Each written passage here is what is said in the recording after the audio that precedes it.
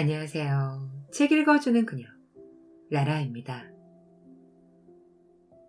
제가 오늘 소개해드릴 책은 모든 삶은 실수로 시작된다입니다. 이 책은 2023년 10월에 출간되어 현재 에세이 분야 신간이자 베스트셀러인 책이에요. 출판사는 나비스쿨, 저자는 신태순, 김현정님입니다. 이 책은 느림보 부자 아빠가 들려주는 30가지 솔직한 이야기를 담고 있는 책이에요. 우리는 살아가면서 난 얼마쯤 벌어야 가족과 여유롭게 시간을 보낼 수 있을까? 대체 얼마만큼 성공을 해야 남들 앞에서 떳떳해질까? 이런 고민을 안고 살아갑니다.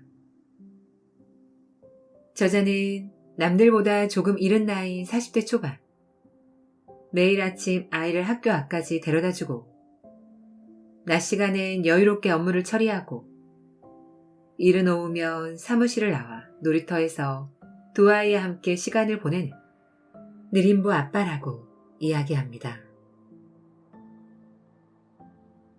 나도 예전에는 그런 현실적인 고민으로 밤을 지새우던 시절이 있었노라고.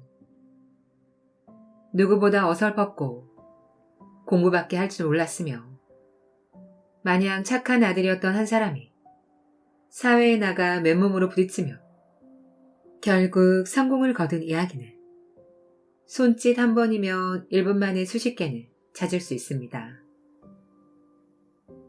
하지만 문득 궁금함이 밀려옵니다. 그러면 그 다음은? 그렇게 성공하면 그걸로 끝인 걸까? 그 사람은 완벽한 삶을 이끌어 나가게 될까?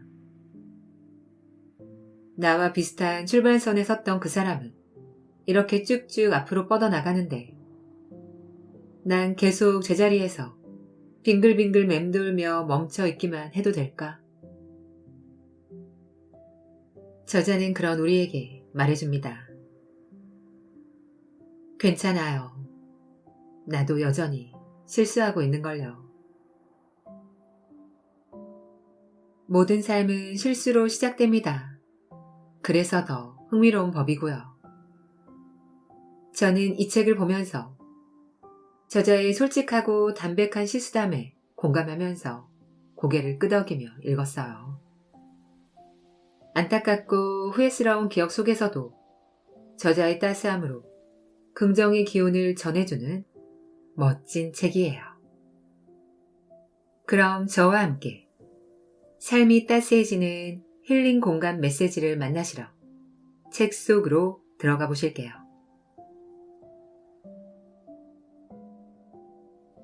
이 시대 젊음에게 건네는 따스한 위로. 때론 솔직하게, 때론 엉뚱하게. 삶이 따스해지는 힐링 공간 메시지. 이제는 안다. 꼭 쓸모있는 것들로 삶을 채워갈 필요는 없다는 걸 말이다. 어쩌다 즐거운 것, 잠깐 신기한 것, 조금 재미있는 것만으로도 손톱만큼의 의미는 충분히 찾을 수 있다. 만약 어린 시절의 나한테 이 말을 들려줬다면 지금보다 한층 엉뚱한 사람이 되어 있을지도 모르겠다. 본문 중에서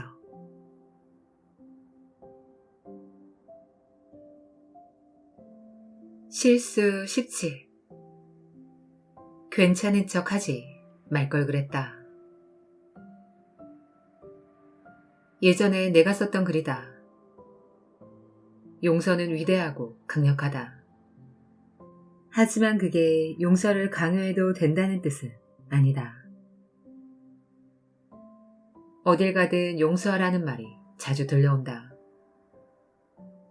하지만 억지로 용서를 위해 나서는 것, 우리를 매우 불편하게 만든다. 그런 말을 듣고 기꺼이 상대를 용서할 수 있다면 이미 그 일에 익숙한 사람이다. 만약 내가 그런 사람이 아니라면 용서를 하는 것에도 단계가 필요하다.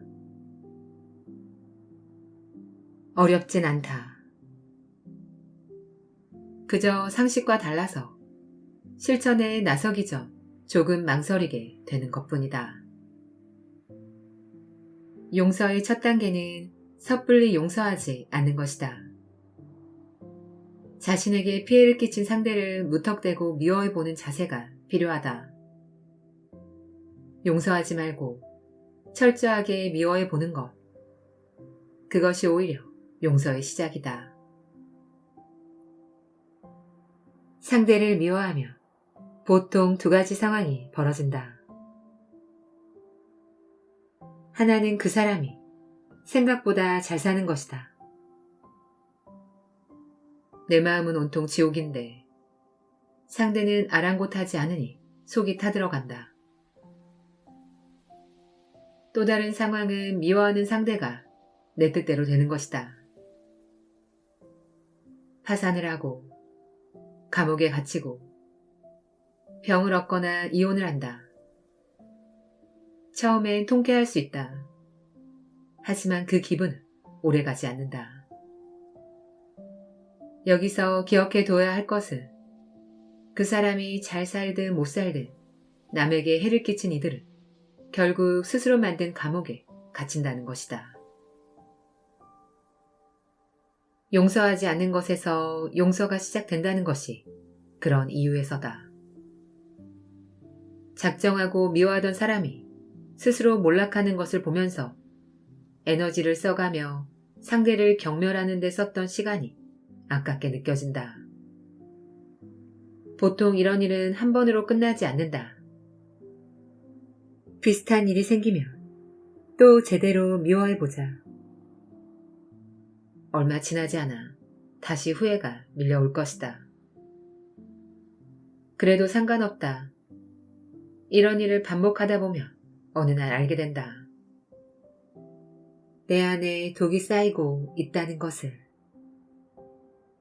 누군가를 미워한 뒤 용서하지 않으면 고인 감정이 썩어서 나를 해치는 독이 되어버린다. 마음이 온통 독으로 가득 차면 용서를 떠올리기가 힘이 든다. 그때부터는 괴로움뿐이다. 새까매진 마음에는 증오만 남는다.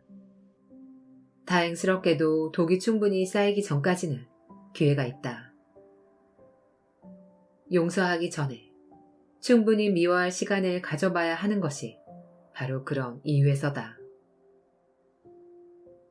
독이 주는 고통을 일일이 느껴봐야 용서의 대단함도 깨달을 수 있기 때문이다. 용서는 나를 위해 하는 것이다. 이 사실을 알아야 제대로 용서할 수 있다.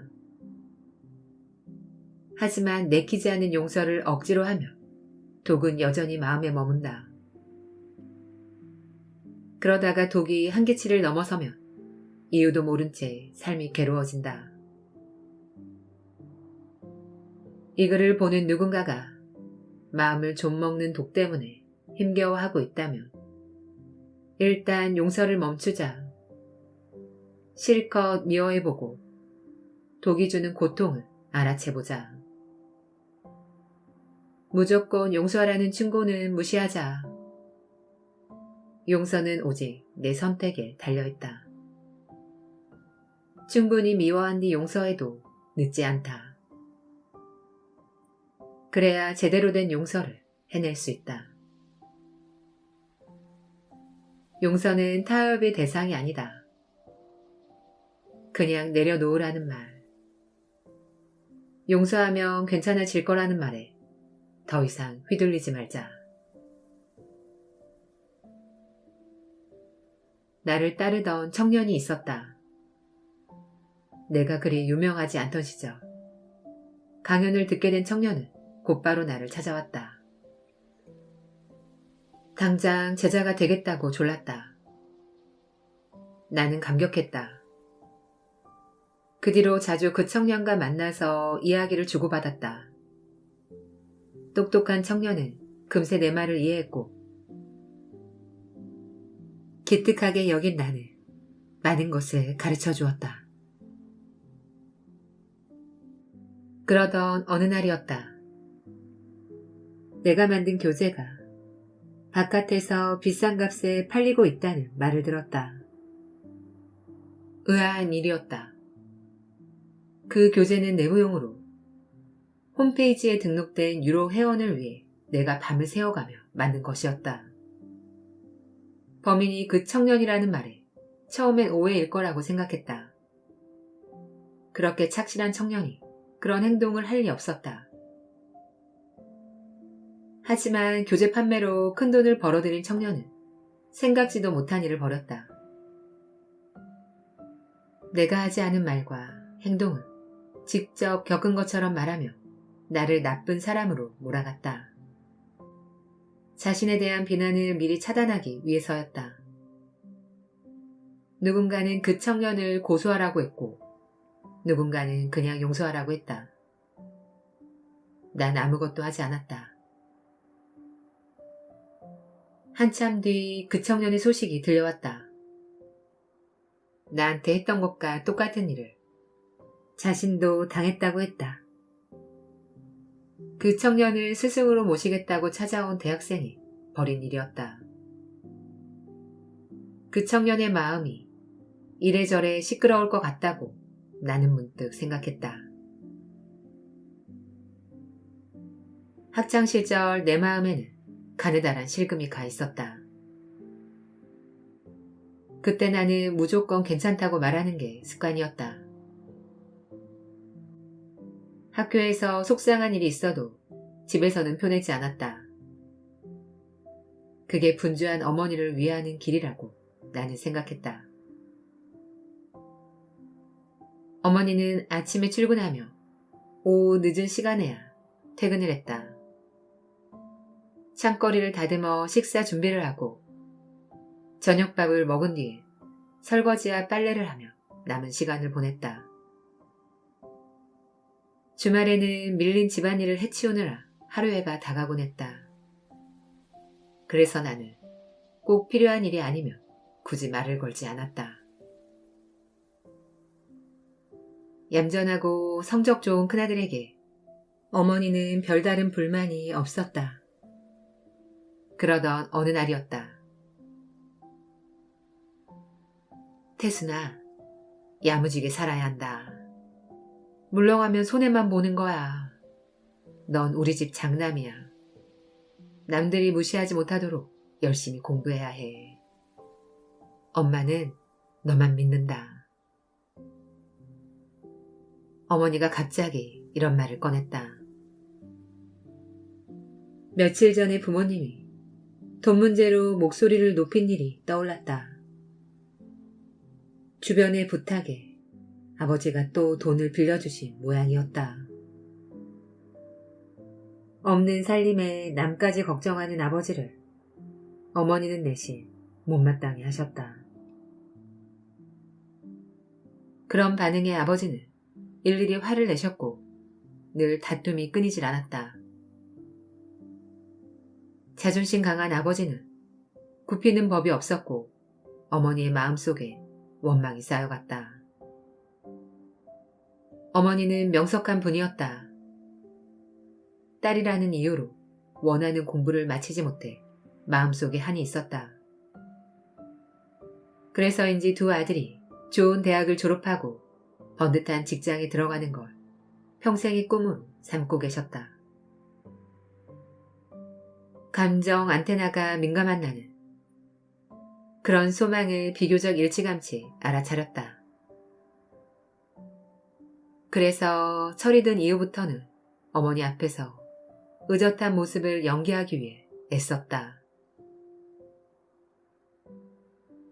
어휴, 그 집 큰아들은 어쩜 그렇게 차분해요? 중학생이라는 게 믿기질 않는다니까. 우리 애랑은 하늘과 땅 차이예요. 공부도 그렇게 잘한다면서요? 태순이 어머니는 부러울 게 없겠어요. 얘 표정 좀 봐. 어른이네, 어른. 주변에서 이렇게들 말하면 어머니의 얼굴은 밝아졌다. 우리 태순이가 워낙 진중해서요. 장남이라 그런가 봐요. 어머니는 환하게 웃으며 내 손을 잡았다. 어른들이 주고받는 이야기를 나는 잘 기억해 두었다. 자랑스러운 큰아들의 이미지가 쌓여갈수록 내 얼굴에선 표정이 사라졌다. 그런 내 변화를 어머니는 눈치채지 못했다.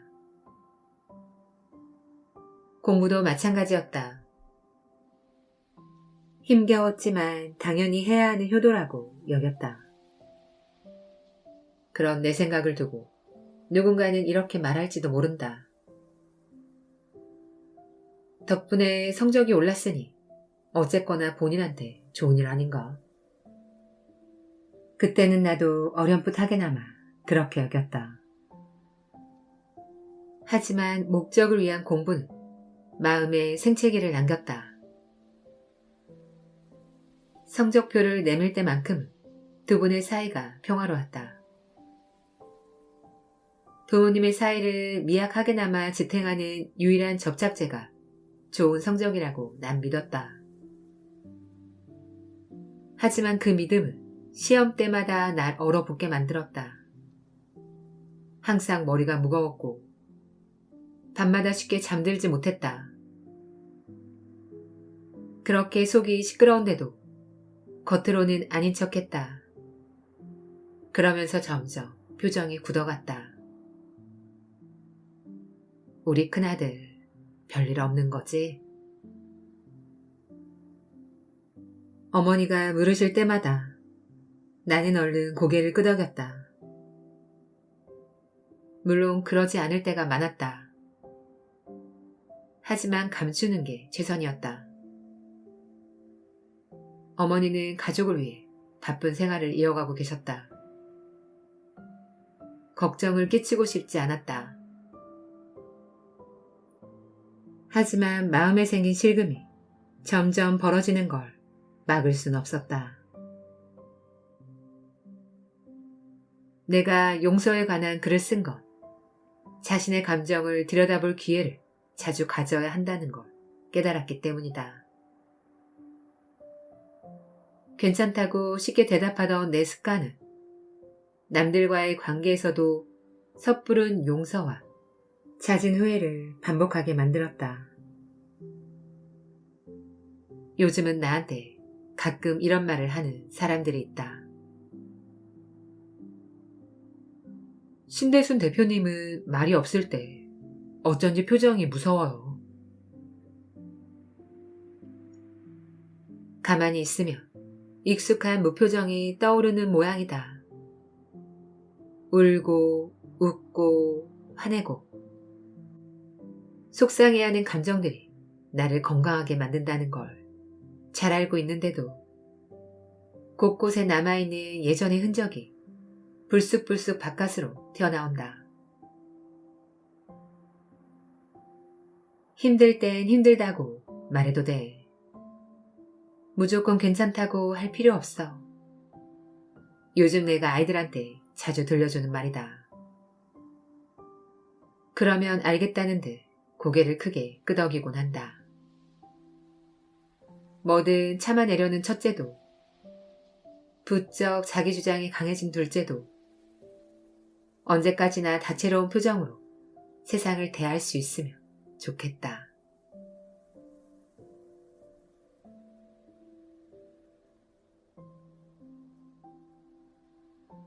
지금까지 했던 실수들을 떠올리며 얼굴이 화끈거린다. 문제는 앞으로도 그만큼의 실수를 하게 될 거란 점이다. 나는 원래 호기심이 많다. 뭔가 관심이 가면 금세 달라붙어 해보는 편이다.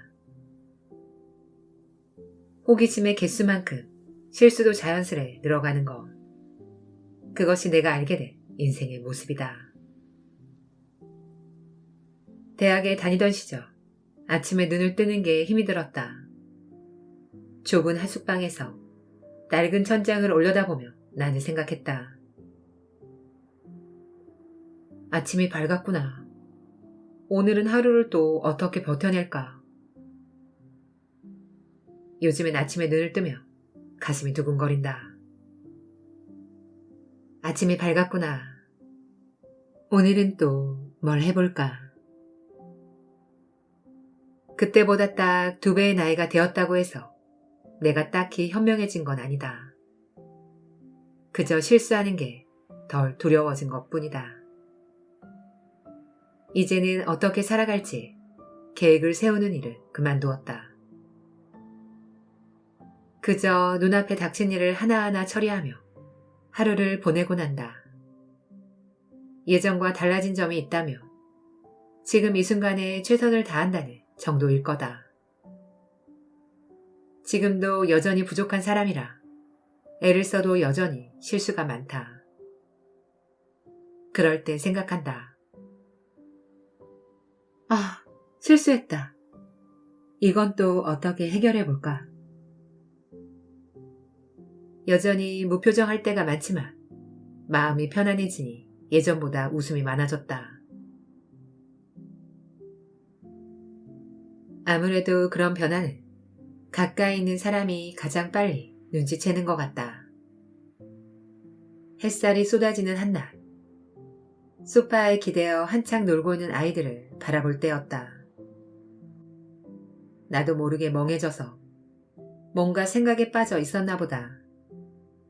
그때 문득 큰아이의 목소리가 들렸다.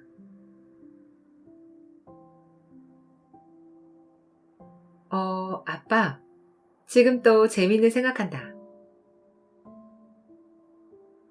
퍼뜩 정신을 차리고 보니 놀고 있던 아이들이 싱긋 웃으며 나를 쳐다보고 있었다.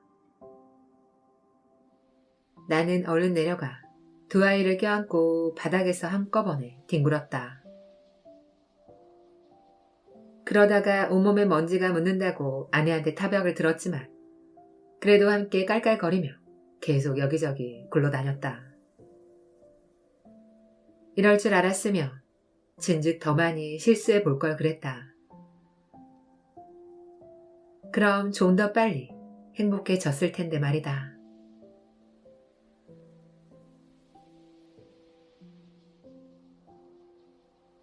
지금까지 책 읽어주는 그녀, 라라였습니다. 오늘도 끝까지 들어주셔서 감사드려요. 우리 구독자님들, 추운 날씨 잘 지내고 계시죠? 이제 2023년도 얼마 남지 않았어요. 시간이 참 빠른 것 같아요. 아쉬움이 남지 않도록 한 해 마무리 잘 하시고요. 저는 항상 여러분을 응원합니다. 아시죠? 사랑합니다.